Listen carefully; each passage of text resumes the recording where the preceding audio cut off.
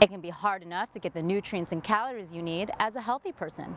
But when being treated for cancer, these things can be a lot harder, especially if your body no longer tolerates certain foods due to side effects of treatment. Community Cancer Institute has registered dietitians to help guide patients along their journey, and one patient is calling his journey a blessing. I don't consider myself as an exception to the rule.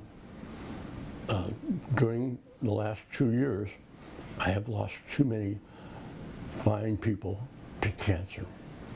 Ray Ramirez had a cancerous growth removed from his mouth that took him through a variety of medical procedures such as surgeries, surface-guided radiation therapy, and rehabilitation.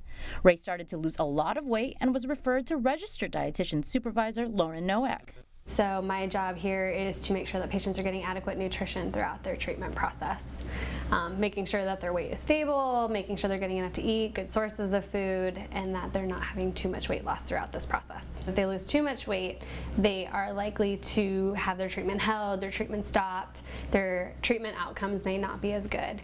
They also will have a lot of symptoms that come up from either the chemo or the radiation, and so they sometimes want us to help manage those symptoms. But it's a common misconception that there's one type of daily diet routine to follow. There's not one food that patients should be eating. There's no magic food for cancer patients. Unfortunately, it's not the way it works. All foods can fit into a cancer treatment diet as long as there is a moderation and variety. So we don't want our patients eating the same foods all day, every day. They find a food that works, and we don't want them sticking with that food all the time. We want them to still get a good variety, because while they may be getting enough calories and protein, they're not going to get enough of the vitamins and minerals that they're needing from a diet that's varied. And if you've heard that sugar causes cancer to grow and spread quicker, the truth is that this is not true. All of our cells need glucose, and so we can get that glucose from a variety of foods, fruits, vegetables, pastas, breads, all of that, and sugar is included in that group. And so patients automatically think they need to take the sugar out of their diet when really this is a primary source of energy for the cells in our body. For Ray, seeing Lauren and following all of her suggestions has allowed him to get back to his regular routine. I've maintained that weight pretty well, and mostly I'm very energetic. I have trouble getting up in the morning, which I never used to do before, but I just consider myself a little lazy now. I'm that age I can stay in bed a little longer.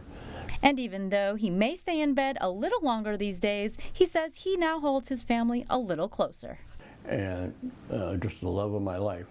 I tell people this because it's important to me that this whole thing with the cancer and everything else is the biggest blessing in my life. And a lot of people won't look at it that way, but for me it was.